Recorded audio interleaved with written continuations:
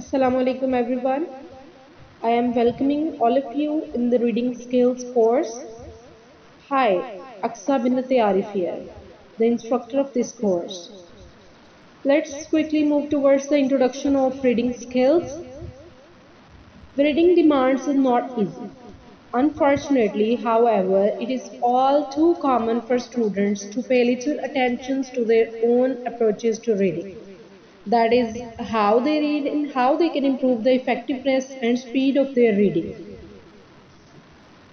This course provides effective reading advice. Furthermore, it provides reading tips that are specific for particular text types and for the purposes you may have. So, what comes in your mind when you hear the word reading? Reading is the process of looking at the series of written symbols and getting meaning from them. When we read, we use our eyes to receive written symbols like letters, punctuation marks, and spaces, and we use our brains to convert them into words, sentences, and phrases that communicate something to us. Reading can be silent or aloud. It is the third of four language skills. What reading abilities you need? Beyond being able to simply understand text, you will need to critique them, evaluate them, compare and contrast them, and apply the information you find useful from them. Why reading is important? Reading is important because it develops the mind. Understanding the written word is one way the mind grows in its ability. Teaching young children to read helps them develop their language skills. It also helps them learn to listen.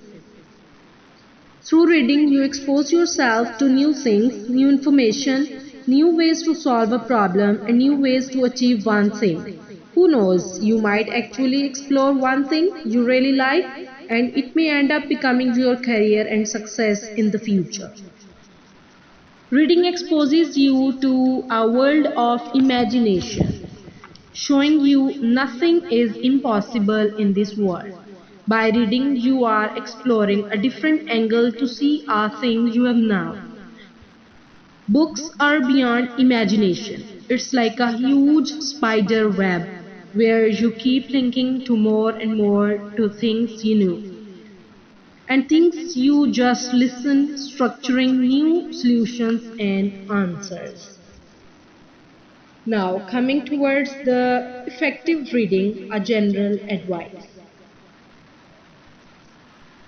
The following advice may seem obvious, but it is important. Consider where you read, the place. Always read in a well-lit and quiet place that is free of distractions, and don't get into the habit of reading materials in bed. Don't focalize as you read. This will slow you down. It won't help concentration and it will lead to bad reading approaches. For example, if you read aloud, you will lose more energy. Read at times when you can concentrate and maintain concentration by taking regular short breaks, perhaps every 30 minutes or 45 minutes.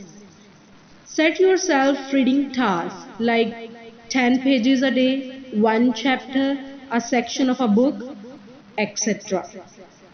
Remember that reading often takes longer than you expect, and you often need to go beyond set text. Give yourself enough time.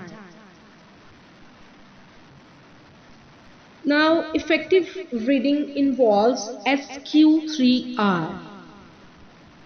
SQ3R means survey, query, read, recall, review. Survey. Do you need to read this text? Query. What do you expect to discover? Read. Read the whole text quickly. Don't stop, even if there is something difficult that you don't understand. Recall. Can you identify which sections help you? Review. Read important sections slowly. Remember why you are reading.